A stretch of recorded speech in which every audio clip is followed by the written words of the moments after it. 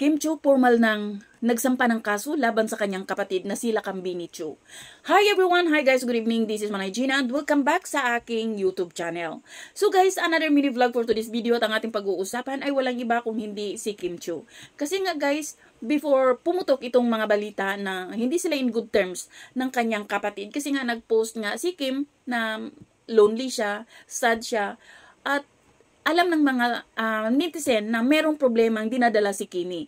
Ang iba nga nagsasabi na baka daw may problema si Kim dito sa kay Paulo Abilino. Pero nga, napabulaanan naman na walang katotohanan. At maraming naglalabasan, maraming mga speculations, at maraming mga blind item na nagsasabi na ang tinuturo, ang problema ni Kim ay ang kanyang kapatid na sila Kambini Chiu, si Ati Lakam.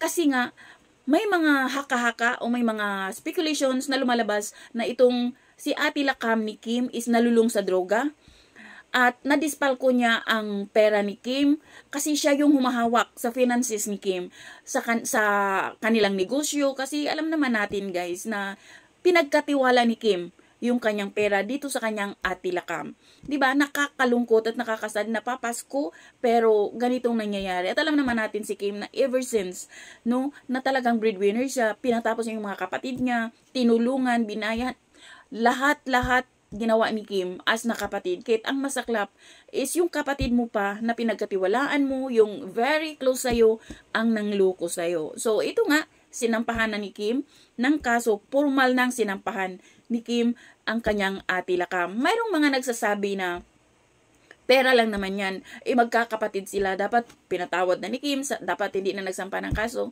Guys, hindi kasi 1,000 o million ang nawala. At alam naman natin na si Kim isimulat sa pool, siya talaga yung nagtatrabaho. Grabe yung trabaho niya na halos walang pahinga. 'Di ba? At sa negosyo kasi guys, wala kasi yan sa kapatid, anak, kamag-anak, kaibigan. Negosyo is negosyo. Business is business. 'Di ba? Yun ang mahirap sa ating mga Pilipino na yung mindset natin, ay kasi kapatid, ay kasi anak patawan. Hindi naman kasi ganun yun, guys. 'Di ba? So, sana lang malampasan ito ni Kim, sana lang dumating yung time na maging okay sila ng kanyang Ati Lakam. So yun lang guys. Thank you for watching. Until then, bye. God bless everyone.